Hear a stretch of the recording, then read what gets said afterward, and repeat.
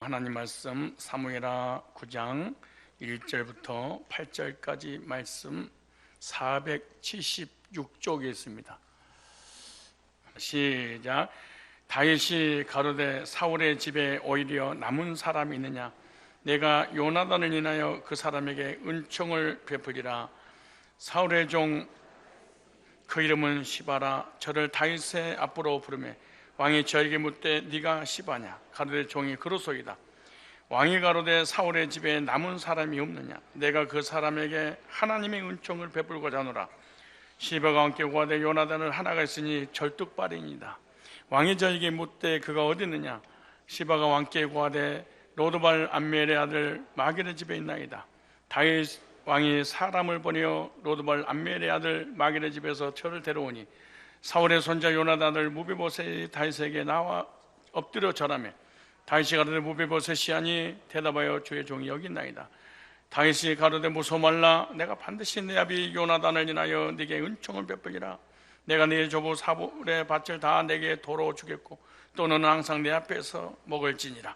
저가 절하여 가로되 이 종이 무엇이간데 왕께서 죽은 개 같은 나를 돌아보시나이까. 아멘.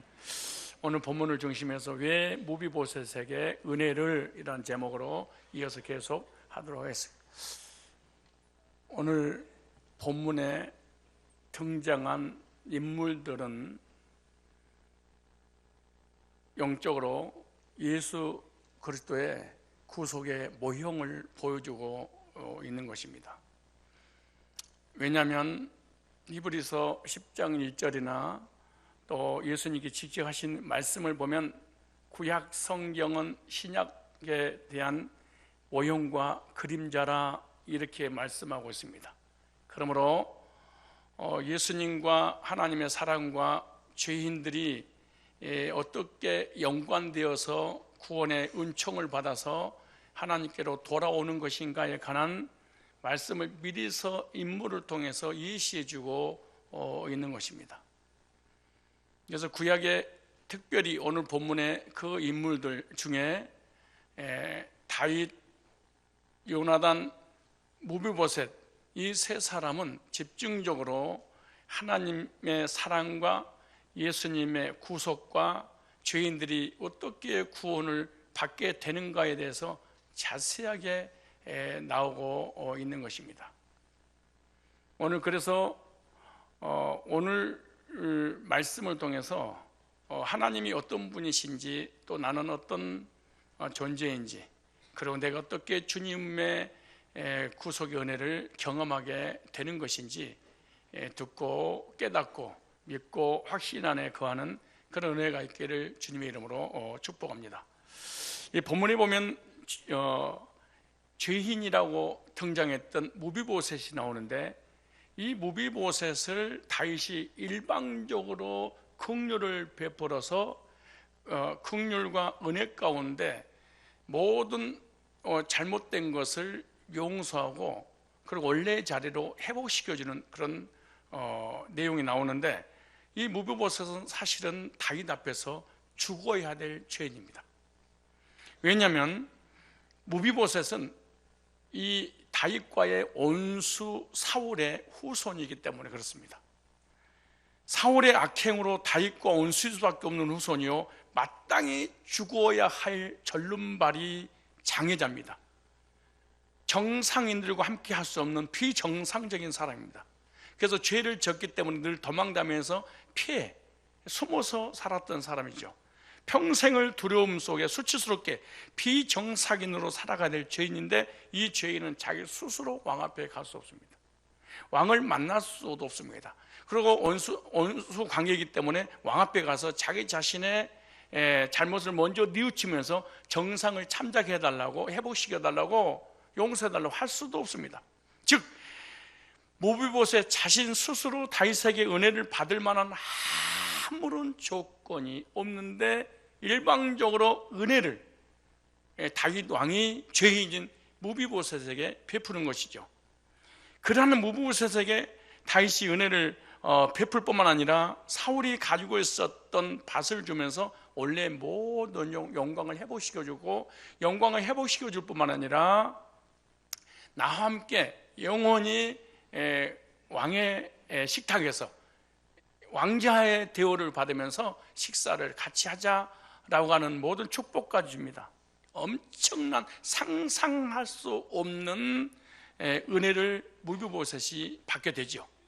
절름발이 인생이 비정상으로 수치스럽게 인생이 끝날 것인데 다윗을 만나서 원래 영광을 다 회복받게 됩니다.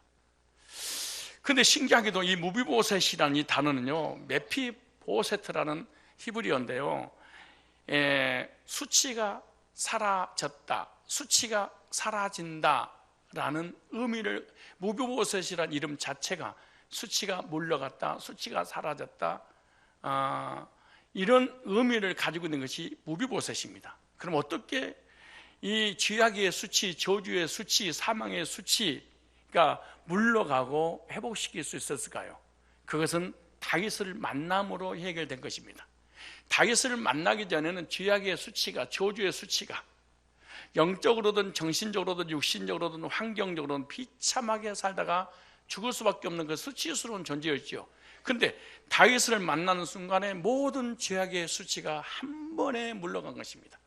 죄악의 수치를 물러가기 위해서 이 무비보셋이 어떤 액션을 다윗에게 취한 건 하나도 없습니다. 일방적으로 다윗이 무비보셋에게 찾아와서 긍휼과 은혜를 베풀므로 죄악의 수치가 완전히 물러가고 모든 것이 다 회복된 것입니다. 즉 죄악의 수치가 물러가는 것은 이 무비보셋의 어떤 방법으로 되는 것이 아니라 절대적인 다윗의 주권 아래서 이루어지게 되는 것입니다. 이와 같이 오늘 이 시대에 살고 있는 우리들은 영적인 절름발이고 영적으로 비정상적인, 하나님의 백성으로서 비정상적인 죄인입니다. 그리고 죄로 인해서 늘 수치감을 가지고 살아갑니다.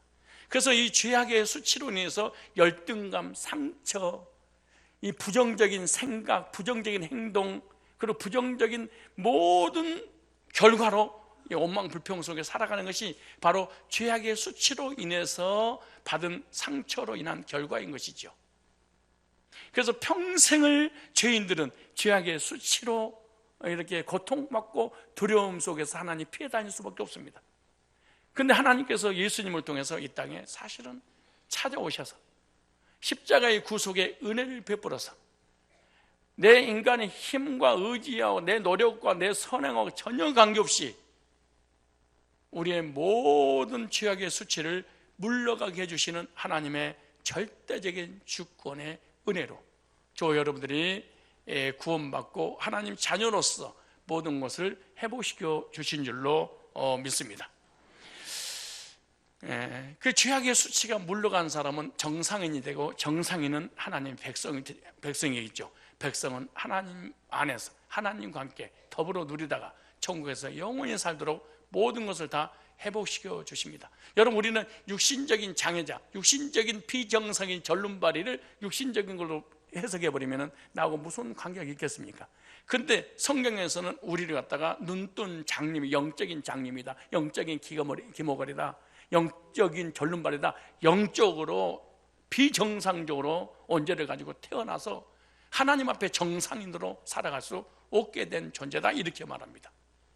그런데 비정상인 죄인들을 모든 수치를 물러가고 정상으로 회복시켜 주시기 위해서 하나님께서 아들 예수님 보내시고 예수님을 통해서 우리에게 은혜를 베풀어 주셨습니다.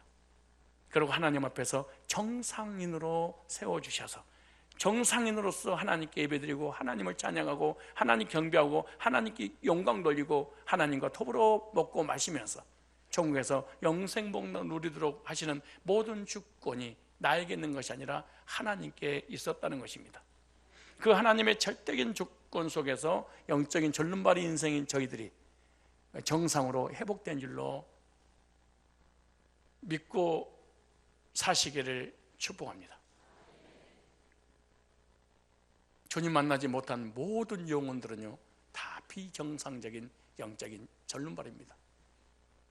그래서 이 평생 동안 죄악의 수치로 인해서 괴롭고 고통과 불행 가운데 잘났던 못났던, 가졌던 못 가졌던, 배웠던 유무식을 막론하고 수치스럽게 살아갑니다. 그래서 늘 덮고 자기 자신의 수치를, 그것이 덮으고 사는 게 뭐냐? 자존심. 그 자존심이 상하게 되면 상처받아서 사람들이 고통스러워서 나중에 자살까지 하게 되는 것이죠. 그렇다면 왜 다윗이 마땅히 죽여야 할 무비보셋에게 긍휼과 은혜를 베풀어 살려주시고 회복시켜 주었는가? 왜 하나님께서 영적으로 비정상인 절름발인 죄인들을 일방적으로 긍휼을 베풀어 은혜를 주시고 구원해 주시고 원래대로 회복시켜 주셨는가? 저번에 말씀드린 것처럼 무비보셋은 은혜 받아야 할 사람이기 때문에 그렇습니다. 절름발이 비정상이기 때문에 사람의 도움이 절실하게 필요했습니다. 즉 죄인은 은혜가 필요합니다. 저와 여러분들에게 은혜가 필요하길래 은혜 앞에 하나님의 긍휼이 있었고 그 긍휼로 인하여서 은혜를 베풀었고 그 은혜로 인하여서 우리가 구원받고 모든 죄악의 저주의 사망의 지옥의 수치가 물러가고 하나님 자녀로 회복이 되어서 하나님과 함께 영원히 영생을 누리게 되는 것입니다. 두 번째, 다윗은 요나단과의 언약 때문에 은혜를 베풀었다, 이렇게 제가 말씀을 드렸습니다. 무비보셋에 있어서 가장 중요한 것은 이 요나단의 이야기를 절대로 빼버리면 안 된다라고 말씀드렸습니다. 이 무비보셋에게 다윗이 은혜를 베푸는 것은 오늘 본문에 보면은 너의 아버지 요나단 때문이었다라고 하는 것입니다. 그래서 오늘 본문에 왕이 되되 사울의 집에 아직도 남은 사람이 없느냐, 내가 그 사람에게 하나님의 은총을 베풀리라 라고 말합니다. 그리고 계속해서 요나단이 등장하게 되는데, 그래서 다윗이 왜 사울의 가문에 남아있는 손자에게 은총을 베풀어 주고 하는 이유가 뭐냐? 사무엘상 18장 1절로 4절에 이렇게 말씀합니다.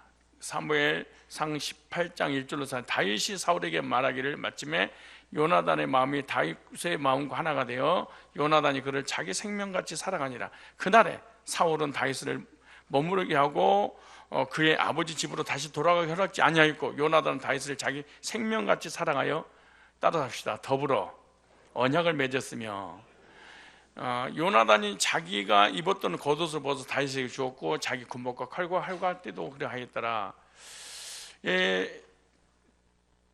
요나단으로 인하여서 용서받을 수 없는 무비보셋이 용서를 받고 은혜를 받은 것은 요나단과 다윗과 세한 언약 때문이었다, 이렇게 말합니다. 그런데 성경은 뭐라고 말씀하냐 그러면은 서로 사랑하기 때문에 변치 않기 위해 언약을 맺은 것이다 라고 하는 겁니다. 사랑하니까 언약을 맺었다, 이렇게 말하는 거예요. 언약을 맺었기 때문에 사랑을 하는 것이 아니라 사랑하니까 언약이 따라왔다 그러죠.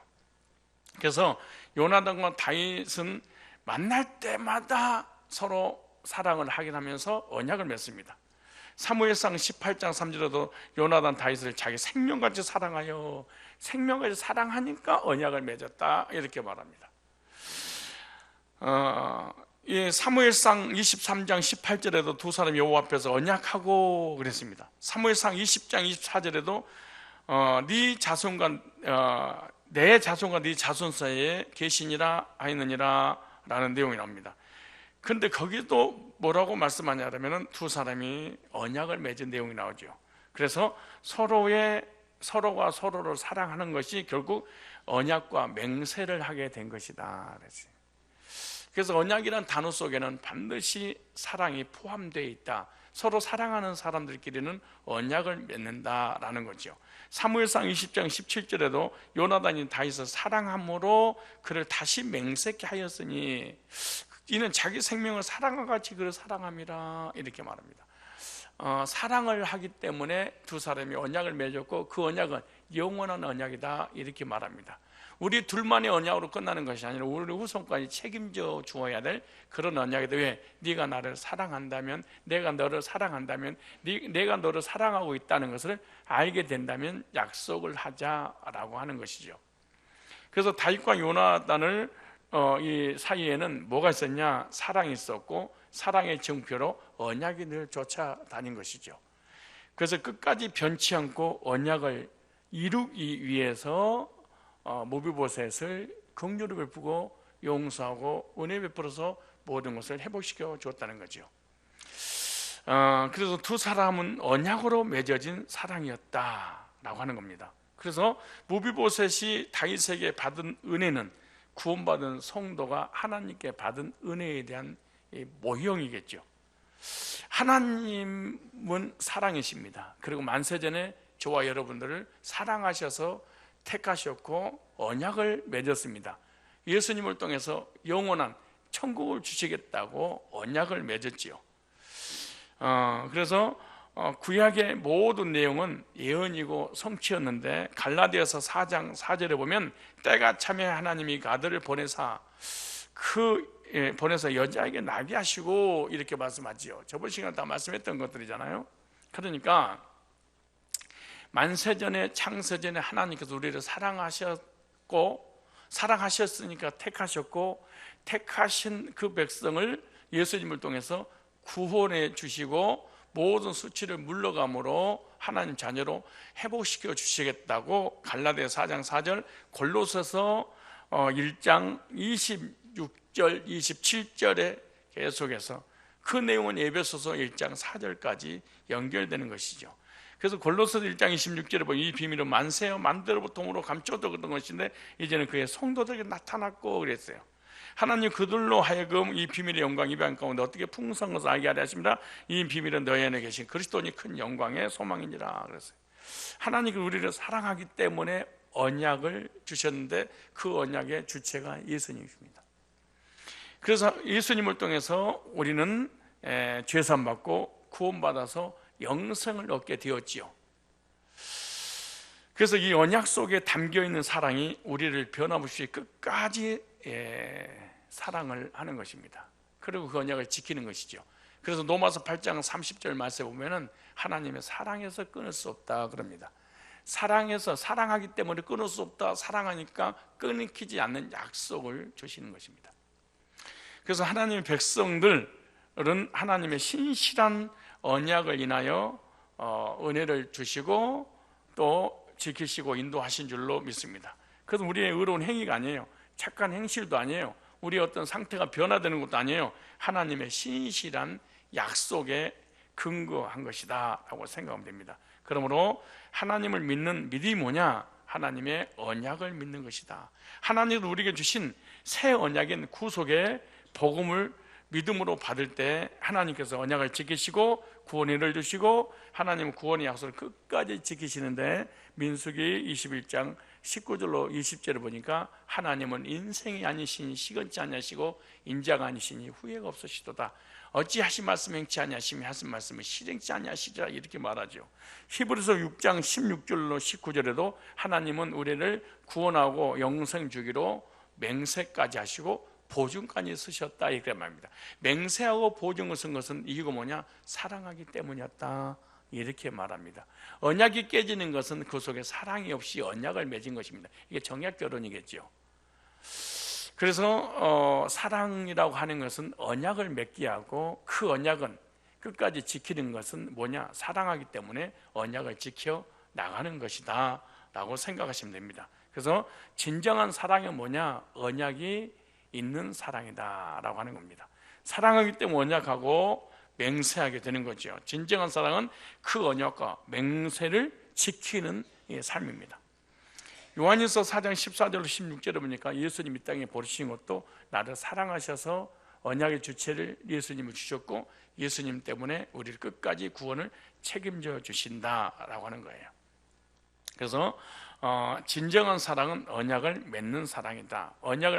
언약을 믿는 것은 하나님의 사랑을 확신하고 확인하고 나도 이 사랑을 끝까지 신뢰하겠습니다 라고 하는 것이 약속을 믿는 것이죠.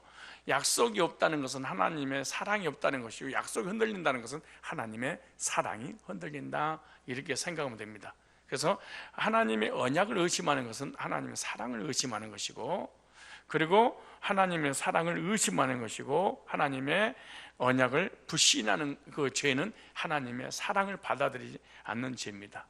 요나단으로 인하여서 무비보셋에게 긍휼을 베푸고 은혜를 베풀었다, 회복시켰다. 이것은 무슨 얘기냐? 바로 요나단과의 뜨거운 사랑을 통한 맺어진 언약이었다, 그 말이죠. 저와 여러분의 우리 이 땅에 사는 날부터 시작해 천국가는 그날까지 우리 어떤 행실의 의로움 때문에 하나님 봐주는 게 아니에요. 하나님 나를 일방적으로 사랑하셔서 예수님을 통해서 구속하시고 영원한 천국을 주신다고 맹세로 하고 보증하셨기 때문에 그 맹세와 보증 안에 하나님의 사랑이 있기 때문에 하나님 사랑에서 끊을 수 없다, 이런 확신을 가지고 살아가시길 축복합니다. 세 번째, 요나단의 희생적 사랑 때문에 무비보셋에게 은혜를 베풀었습니다. 오늘 본문 1절에 보니까 다윗이 가로되 사울의 집에 오히려 남은 사람이 있느냐? 내가 요나단을 인하여 그 사람에게 뭘 베풀이라? 은총을 베풀리라 하니라, 이렇게 말합니다. 다윗은 요나단 때문에 은혜를 베풀었어요. 그러니까 요나단 때문에 왜 이렇게 은혜를 베풀었냐? 요나단은요, 다윗을 위해서 자신이 희생을 했습니다. 다시 말해서 다윗에게 모든 것을 다 내어주고 헌신적으로 사랑했습니다. 그래서 요나단의 사랑은 바로 희생적 사랑입니다. 따로 희생적 사랑. 이 요나단이라는 이름, 무비보셋의 이름의 의미를 알았으니까 오늘 마무리를 하면서, 요나단의 의미는요, 예호 나탄인데, 즉 여호와께서 주셨다, 이런 뜻입니다. 누가 주셨다? 여호와께서 주셨다. 그러니까 요나단이 다윗과 언약한 것은 어떠한 상황이 있다 하더라도 너의 생명을 뭐했다? 지켜주겠다고 하는 언약을 맺은 거예요. 자신의 아버지는 시기심에 다윗을 죽이려 하지만 요나단은 하나님의 마음을 가지고 다윗의 생명을 끝까지 지켜줬습니다. 이것은 다윗과 요나단에 맺는 언약입니다. 그래서 다윗은 사울 왕이 자신을 죽이려고 했지만 요나단 때문에 사울 가문에 남아있는 자를 찾게 됩니다. 남은 자가 있느냐? 왜냐? 사울은 죽이려고 했지만 사울의 아들 요나단은 자기의 생명을 끝까지 지켜주고 자기를 위해서 죽을 때까지 희생하고 떠났죠. 그래서 요나단은 자신의 자리 왕권까지 다윗에게 주기를 원했던 사람입니다. 자기의 모든 권리를 포기한, 즉 왕의 권리를 포기했습니다. 이게 불가능한 일이잖아요. 자기는 백성으로 돌아가고 백성을 왕으로 세웠죠. 그게 사무엘상 18장 4절에 요나단이 자기의 입었던 겉옷을 벗어 다윗에게 주었고 그 군복과 칼과 활과 띠로 그리하였더라. 자기의 모든 것을, 자기는 전쟁에서 죽어도 된답니다. 그리고 죽지요. 모든 걸 다 벗어버렸으니. 그러면서 자기의 모든 권리 포기입니다. 이게 쉬운 일이 아니죠. 그러면서 사무엘상 20장 4절에 보면은 다윗의 어떤 소원도 내가 다 들어주겠다. 뭘로 있을 때? 왕자로 있을 때. 이렇게 말합니다. 요나단이 다윗에게 이르되 네 마음의 소원이 무엇이든지 내가 너를 위하여 그것을 이루려 내가 다 들어주겠다. 사무엘상 20장 13절을 보니까 자신의 생명을 걸고 다윗을 사울 아버지로부터 보호까지 합니다. 사무엘상 20장 13절을 보니까 그러나 만일 내 부친이 너를 해하려 하거늘 내가 이 일을 네게 알게 하여 너를 보내어 평안히 가게 하지 아니하며 여호와께서 요나단에게 벌을 내리시고 또 내리시기를 원하노라. 여호와께서 내 부친과 함께 하신 것 같이 너 함께 하시기를 원하노니 자신의 생명을 걸고 아버지로부터 보호까지 받게 해줍니다. 놀라운 거죠. 사무엘상 23장 17절에 보니까 곧 요나단이 그에게 이르기를 두려워 말라. 내 부친 사울의 손에 네게 미치지 못할 것이요 너는 이스라엘 왕이 되고. 그러면 자기가 왕인데 나는 내 다음이 될 것을 내 부친 사울도 안다, 이렇게 말합니다. 가만히 있어도 왕자이기 때문에 왕이 자동으로 되는 것인데 그 자리를 친구 다윗에게 그대로 줍니다. 그리고 죽음의 위기 있을 때마다 요나단이 생명을 걸고 지켜줍니다. 그리고 전쟁터에서 이 요나단이 다윗을 위해서 자기가 전쟁에 결코 죽게 되잖아요. 모든 자기의 가지고 있었던 모든 갑옷부터 시작해서 다 내어주게 되죠. 역사 속에 왕자의 난이라는 게 있습니다. 서로 보좌에 앉으려고 왕의 자리 때문에 서로 형제끼리 피비린내로 싸워서 죽이는 것이 지금 현 정권도 마찬가지고, 지금 죄인들이 살아가는 역사는 전부 다 자리 다툼입니다. 그런데 이 요나단은 가만히 있어도 왕이 될 것인데 그 자리를 자기는 희생하면서 다윗에게 양보를 합니다.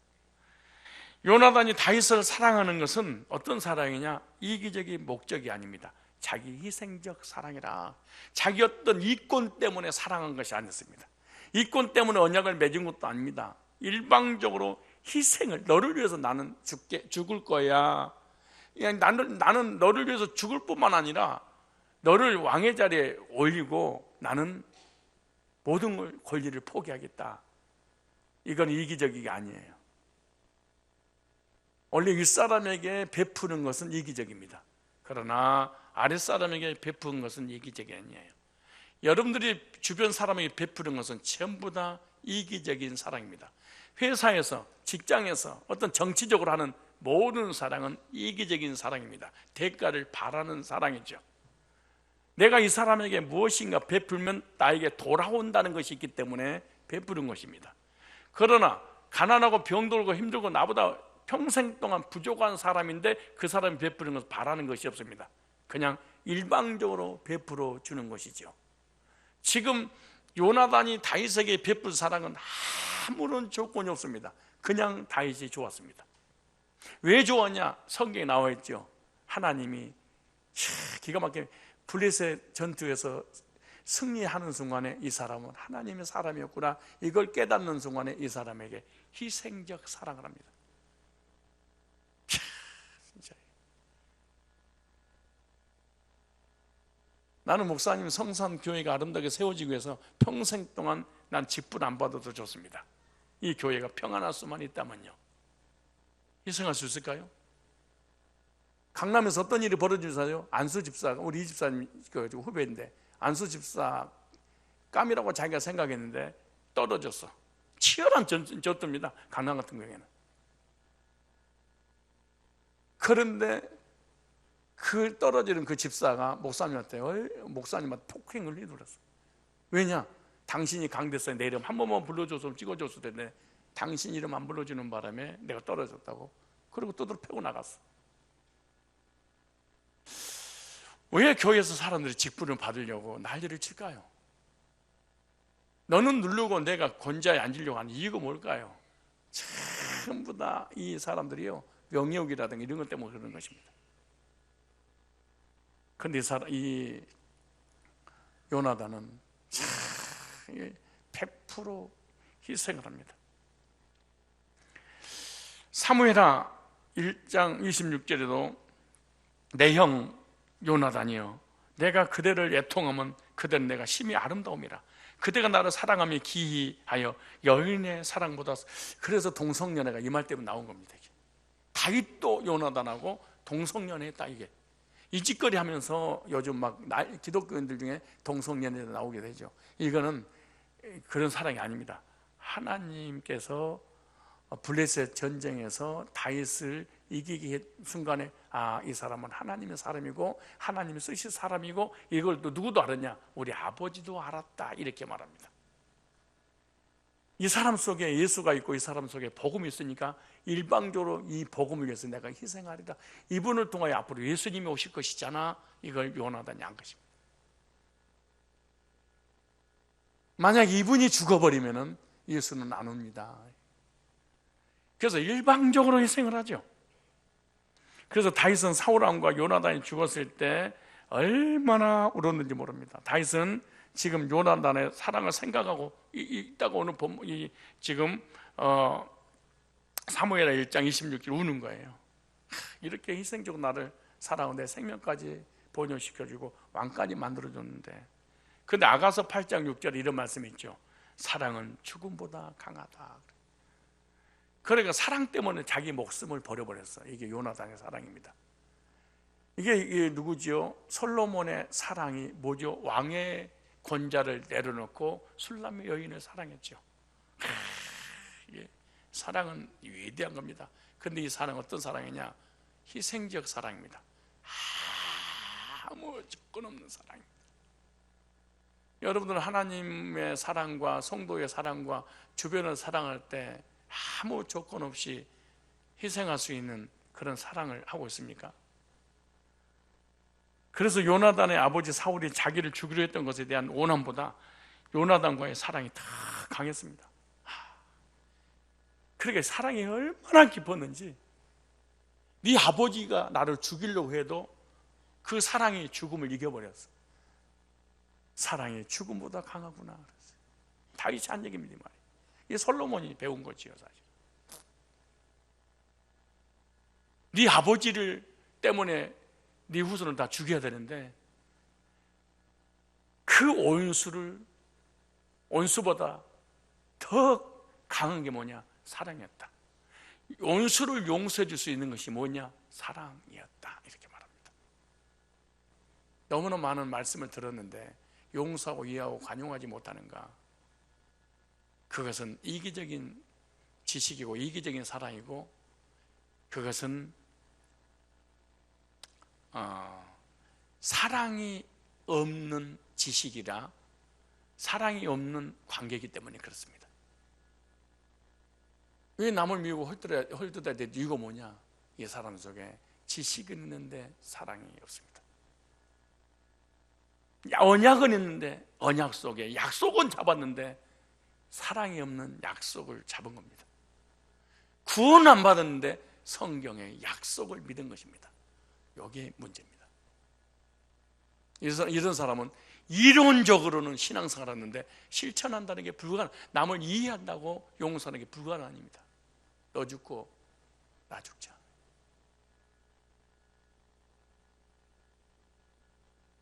많은 사람이 구원받았다고 난리를 치면서 간증합니다. 그런데 이 사람들이 가는 곳곳마다 관계가 다 깨집니다. 구원 받았어? 언제 받았어? 몇 잘로 받았어? 몇 장이야? 꺼내봐.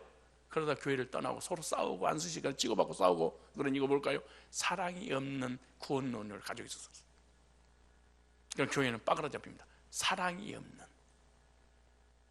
사랑은 없는데 믿음은 있어. 사랑은 없는데 약속은 있어. 사랑은 없는데 예수가 믿어져. 이런 사람은 전부 다 지식적으로 와닿기 때문에 자기하고 마음에 들지 않거나 자기를 힘들게 하는 사람을 용서한다는 게 불가능한 일이 되는 것입니다. 그래서 이럴 때 구원을 체크하는 것입니다. 내가 가지고 있는 구원은, 그리고 내가 받은 구원은 희생적 사랑으로 구원받았는가? 그 희생적 사랑은 원수를 용서할 수 있는가? 희생적 사랑을 받게 되면 원수의 집안 식구들이 있어도 그 한 사람 때문에 그 집안 모든 사람을 용서할 수 있었다. 참, 보통 말이 아니죠, 사실. 그래서 다윗의 마음에는 사울의 가문에 원수를 갚을 마음보다도 사울의 가족들에게 왕으로 살 수 있는 최대의 은혜를 베풀려고 했었다는 거예요. 이게 사랑의 힘입니다. 사랑은 원수를 이기게 만듭니다. 사랑은 죽음을 이기게 만듭니다.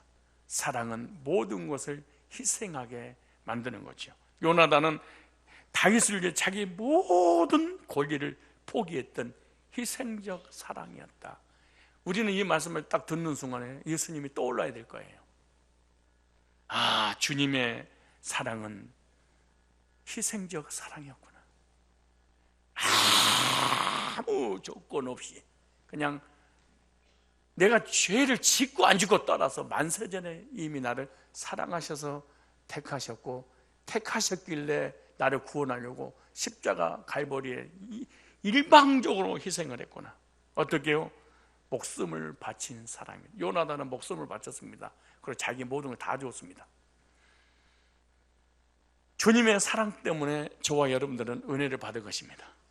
하나님께서도 저와 여러분을 아무 조건 없이 사랑했다. 로마서 5장 6절, 8절, 10절에 그렇게 말합니다.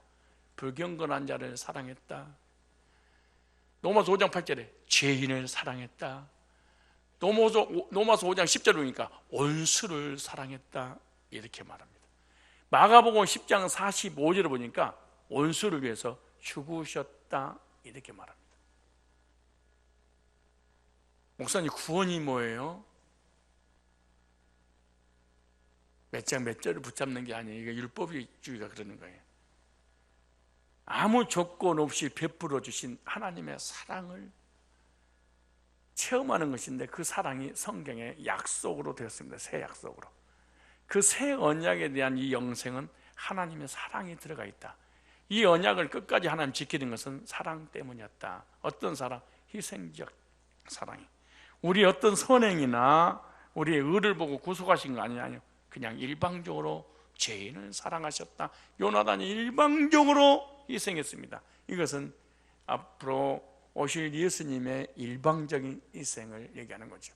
그래서 다윗이 왕이 되고 난 다음에 그 희생적 사랑 때문에 모든 걸 쏟아부은 것처럼, 예수님의 희생적 사랑을 믿는 사람에게 하나님은 일방적으로 은혜를 베푸시고, 긍휼을 베푸신 것은 요나단 때문에, 예수님 때문에 그렇습니다. 무비보셋은 절뚝발입니다. 죄인입니다. 죽어야 됩니다. 우리는 죄인이에요. 영적인 절뚝발입니다. 우리 영적으로 쓸모없는 자들이죠. 일방적으로 예수님의 구속의 사랑을 쏟아 부으노니, 그 사랑을 받는 사람은 내가 예수인 줄 알고 하나님께서 사랑을 쏟아 부어 주시는 것이요. 그 말씀이 디도서 3장 4절에 이렇게 말합니다. 디도서 3장 4절에 우리 구주 하나님의 자비와 사람 사랑하심을 나타낼 때 우리를 구원하시되 우리 행한 바 의로운 행위로 말미암지 아니하고 오직 그의 긍휼하심을 좇아 중생의 씻음과 성령의 새롭게 하심을 하셨느니, 성령을 우리 구주 예수 그리스도로 말미암아 우리에게 풍성히 부어주사 우리로 저희 은혜를 힘입어 의롭다 하심으로 영생의 소망을 따라 후사가 되게 하려 하심이니라 이렇게 말씀합니다. 구원받은 성도는 하나님의 사랑을 받은 사람들입니다. 죄인이 주님의 희생적 사랑 때문에 구원받은 것입니다. 구원받았다는 것은 하나님의 사랑을 받았다, 이런 내용하고 똑같은 것입니다. 어떤 사랑을 받은 거예요? 신명기 7장 7절로 8절 보니까 무조건적인 사랑이다 이렇게 말합니다. 예레미야 31장 3절 보니까 영원히 변치 않는 사랑이다 이렇게 말합니다. 로마서 9장 13절 말씀 보니까 절대적인 사랑이다 이렇게 말합니다. 에베소서 2장 4절 보니까 유한한 사랑이 아니라 끊어지지 않는 무한한 사랑이다 이렇게 말합니다. 로마서 5장 21절에 보니까 이 사랑을 거룩한 사랑이다, 의인의 사랑, 하나님의 사랑이다, 거룩하신 분이죠. 흠도 점도 없는 사랑이죠. 사무엘하 9장 6절로 7절에 말씀 보니까 온유한 주의 사랑이다, 온유하신 사랑. 로마서 8장 32절로 39절 보니까 끊을 수 없는 사랑, 이렇게 말씀하셨습니다. 그러므로 희생의 사랑만이 진정한 사랑입니다. 희생이 없는 사랑은 이기적인 사랑입니다. 희생이 없는 사랑은 조건적인 사랑입니다. 대가를 바라는 사랑입니다. 이런 사랑을 하게 되면 상처를 받습니다. 잊지 마세요. 따라 이기적인 사랑은 상처를 받는다. 여러분이 국가를 위해서든 회사를 위해서든 직장에서든 가정에서든 교회에서든 사람과의 관계에 있어서든 이성이든 간에 어떤 조건적인 이기적인 사랑을 하게 되면, 조건을 베풀었는데 받아주지 않아, 그럼 이 조건을 베풀고 난 이후에 이 사람이 반드시 상처를 받습니다. 그럼 처음부터 이건 잘못된 사랑입니다. 주님은 구원받고 난 다음에 우리가 악한 짓을 해도 우리에게 상처를 받지 않습니다. 왜? 무조건적인 사랑을 쏟아 부을 준비가 다 되셨기 때문에 그렇습니다. 그런데 우리는 사람과의 사람의 부부, 부자, 형제, 자매 틈만 나면 상처받았어 이렇게 말합니다. 그 상처 때문에 온수가 되어버리고 맙니다. 그리고 너무나 괴롭고 고통스러워합니다. 그리고 내가 너에게 어떻게 해줬는데, 이 말을 반드시 따라다니기 시작하는 것입니다. 왠지 모를까? 내가 너에게 어떻게 해줬는데 어떻게 해준 것은 조건이 있었어 그 말입니다. 근데 네가 나한테 그렇게 조건을 베풀었는데 나를 배신해? 라고 하는 것이죠. 그런 이기적인 베품이었죠 사실은. 나는 하나님이 됐든 사람이 됐든 누가 됐든 간에 나는 상처를 받았다. 그럼 왜 상처를 받았냐? 그 사람에게 무엇인가 내가 혜택을 주었다. 그런데 혜택을 준 조건이 뭐냐? 언젠가는 돌아오겠지라는 조건이었다. 그런데 그 사람이든 하나님이든 돌아오지 않는다. 시험 들었다. 상처받았다. 그래서 미워하고 원수가 되고 관계가 다 깨져버리게 되는 것입니다. 그거는 반드시 열매가 주어질 것이 여러분의 심령 속에 마음 속에 지금 일어나고 있는 모든 상처는 사실은 조건이었습니다.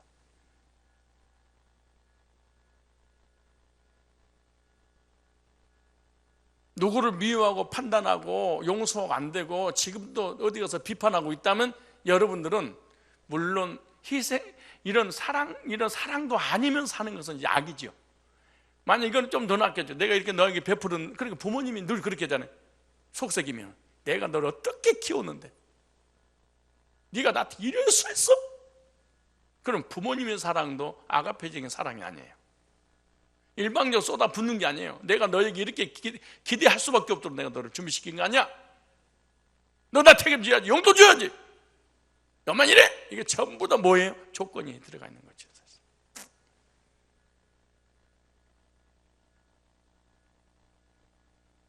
그래도 내가 어느 정도 희생한 열매를 내가 따고 싶은 것은 기대가 있을 수 있어. 그런데 남에게 아무것도 안 해주면 일방적으로 상대방 미워. 이건 사단이죠, 사실은. 이게 귀신이죠, 사실은.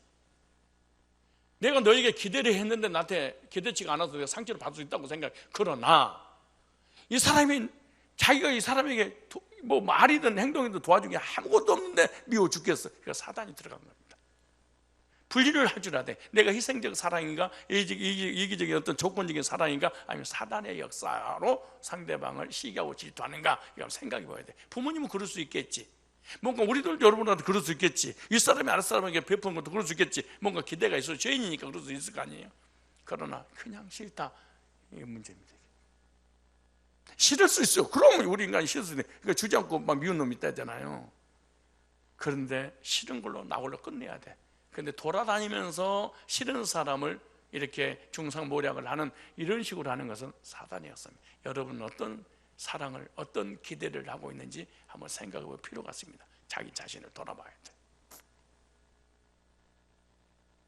오늘 3절에 이렇게 말합니다. 은총을 베풀고자 하노라. 하나님의 은총. 우리 사무엘하 9장 3절 이건 참 은혜가 돼서 한번 다시 읽어볼까요? 7절만 읽겠습니다. 7절 시작. 다윗이 가로되 무서워 말라. 내가 반드시 내 아비 요나단을 인하여 내게 은총을 베풀리라. 내가 네 조부 사울의 밭을 다 내게로 주겠고 또 너는 항상 내 앞에 다윗이 가로 무서워 말라. 내가 반드시 내 아비 요나단을 인하여 내게. 이걸 어떻게 하면 좋을까요? 하나님 앞에 하나님과 예수님과 나하고 한번 적용해 볼까요? 하나님 그러시는 것 같아. 강종아, 내가 예수의 십자가의 희생적 사랑으로 내가 너에게 은혜를 베풀리라. 그 얘기, 그 메시지잖아요. 요나단과 다윗 얘기, 다윗과 무브보셋 얘기, 다윗과 사울의 이 온수 관계 얘기하려고 성경에 썼을까요? 이게 사람 얘기하려고 성경을 기록해 놨을까요? 그래서 성경이 비밀이라고 하니까 내가 이 속에다가 구속사를 넣어놨단다. 진정한 희생적 사랑이 무엇인지 모형으로, 모델로, 그림자로 보여놓고 실체가 왔단다. 그게 하나님께서 보내신 예수님의 희생적 사랑으로 인해서 내가 너에게 일방적으로 쏟아붓는 거야. 예수만 없다면 그걸로 끝이야. 무비보셋은 수치스러운 죄인이죠. 그런데 요나단이 없었다면 사울의 후손이기 때문에 무조건 죽습니다. 우린 예수님이 계시지 않았다면 아담의 후손이기 때문에 일방적으로 죽는 것입니다. 아무런 노력 없이도 우리는 죽어야 됩니다. 지금까지 우리가 불신앙하고 죄짓고 돌아서면 밥 먹듯이 죄를 짓는 우리의 모습을 하나님께서 데려가지 않고 끝까지 기다려주는 이게 뭘까요? 예수님의 희생적 사랑 때문에 내가 너를 은혜를 베푼 거야. 이렇게 믿어지십니까?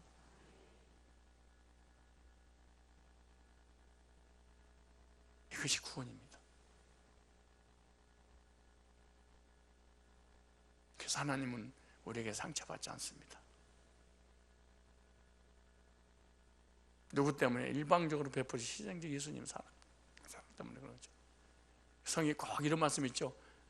아브라함을 생각하사 롯을 소돔과 고모라 불 가운데서 건지셨다. 하나님이 아브라함을 생각하사 이렇게 말합니다. 롯은 쳐 죽여야 되죠. 언약도 떠났지, 복음도 떠났지, 세상 완전히 나가버렸죠.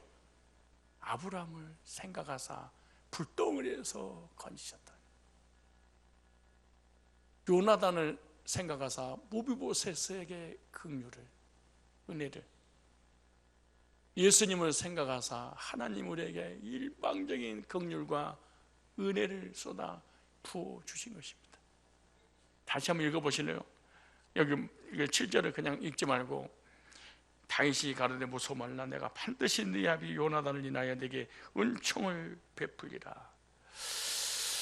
우리는 어떻게 적용할까요? 내가 은혜 받고 살아가는 것은, 내가 용서받고 살아가는 것은, 내가 구원받고 하나님 자녀가 되어서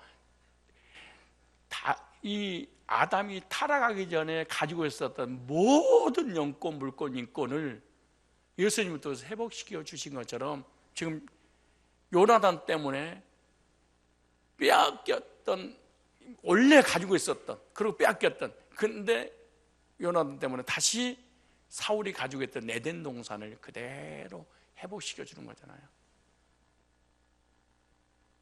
예수님의 이 희생적 사랑이 우리를 미치게 하는 것입니다. 이것이 살아가는 것입니다. 장로여서요, 목사여서요, 기도를 많이 해서요, 헌금 많이 해서요, 희생을 해서 하나님 나를 불쌍히고 긍휼 배고 사랑해 주셨다고요? 사랑받기 위해서 거지처럼 동냥했다고요? 그렇지 않습니다. 우비보셋에서 할 수 있는 건 도망가는 것 외에는 없었습니다. 그리고 무서워서 공포에 떨었습니다. 다윗이 찾아가서 일방적으로 사랑을 쏟아 부어줬습니다. 이거 갖다가 불강력적 은혜, 거절할 수 없는 은혜.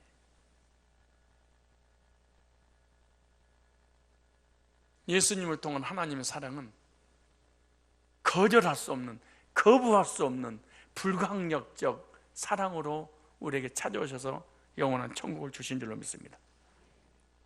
우리 다시 한번 1절 읽어보겠습니다. 9장 1절 시작. 다윗이 가로되 사울의 집이 오히려 남은 사람이 있느냐, 내가 요나단을 인하여 그 사람에게 은총을 베풀리라 하니라. 3절에 왕이 가로되 사울의 집에 남은 사람이 없느냐, 내가 그 사람에게 하나님의 은총을 베풀고자 하느냐. 7절 보세요.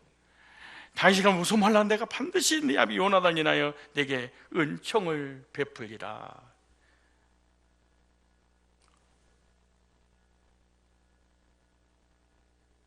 힘들고 연약해서 쓰러질 때마다 오늘 주신 말씀 묵상하십시오. 나를 보시고 긍휼을 베풀고, 나를 보시고 용서하고, 나를 사랑하는 게 아니고, 요나단 때문에 그 수치스러운 모비보셋의 모두 수치가 물러갔던 것처럼 하나님께서 예수님의 희생적 사랑을 보고 우리의 모든 죄악의 수치를 물리쳐 주셨습니다. 그 주님으로 인해서 담대하게 하나님 앞에 오늘도 내일도 나가시기를 바랍니다. 그 주님을 의지하게 되면 그 주님 속에 사랑이 있기 때문에 사랑을 지키기 위해서 끝까지 하나님은 우리의 삶을 천국까지 그날까지 인도하여 나가실 것입니다. 요나단을 인하여 하나님의 은혜를, 예수님 때문에 하나님의 은혜를, 우리는 아무런 자격 없고 공로도 없습니다. 죄인입니다. 예수님 때문에 모든 죄악의 저주의 사망의 사단이 주어졌던 지옥의 수치가 다 물러가서 마음속에 있는 열등감, 상처받은 거 다 해결되시기 바랍니다. 그리고 에덴이 다시 회복되시기 바랍니다. 마음의 에덴이 회복되시기 바랍니다. 사람들에게 혹시 가족들에게 받은 상처들이 있습니까? 가까워서 받은 것입니다. 멀리 있는 사랑이 받지 않습니다. 기대해서 받은 것입니다. 앞으로 내가 역으로 사랑을 해줘야지, 내가 희생적 사랑을 먼저 베풀어야지 라고 한다면 반드시 사람이 바뀌어지게 될 것입니다. 희생적 주님의 사랑 때문에 죄인이 우리가 바뀌어져 버렸습니다. 변화가 일어났어요. 우리들도 마찬가지죠. 온수 같은 사람이라 할지라도 희생적 예수님의 사랑 때문에 그 사랑을 우리도 희생한다면 사람들이 놀랍게 바뀌게 될 줄로 믿습니다. 한 절만 잡고 마치도록 하겠습니다. 요한일서 4장. 요한일서 4장 찾으셨어요? 7절 볼까요? 시작. 사랑하는 자들아, 우리가 서로 사랑하자. 사랑은 하나님께 속한 것이니 사랑하는 자마다 하나님께 나서 하나님을 알고, 사랑하지 아니한 자는 하나님을 알지 못하나니 이는 하나님은 사랑이시라. 하나님의 사랑이 우리에게 이렇게 나타난 바 됐는데, 하나님의 사랑이 언약으로 이루려고 나타나셨으니 하나님이 자기의 독생자를 세상에 보내심은 저로 말미암아 우리를 살리려 하심이라. 사랑은 여기 있으니 우리가 하나님을 사랑한 것이 아니오 오직 하나님 우리를 사랑하사 우리 죄를 위하여 화목제로 그 아들을 보내셨습니다. 16절에 시작. 하나님이 우리를 사랑하시는 사랑을 우리가 알고 믿었나니 하나님은 사랑이시라. 사랑 안에 거하는 자는 하나님의 거하고 하나님도 그 안에 거하느니라. 아멘. 하나님의 사랑을 알았습니까? 믿었습니까? 그 안에 거해서 두려움, 불안, 공포 없이 참된 평안과 안식 가운데 하나님을 잘 섬기시기를, 사랑의 보답을 하시기를 축복합니다. 그 보답은 바로 형제의 사랑인 것입니다.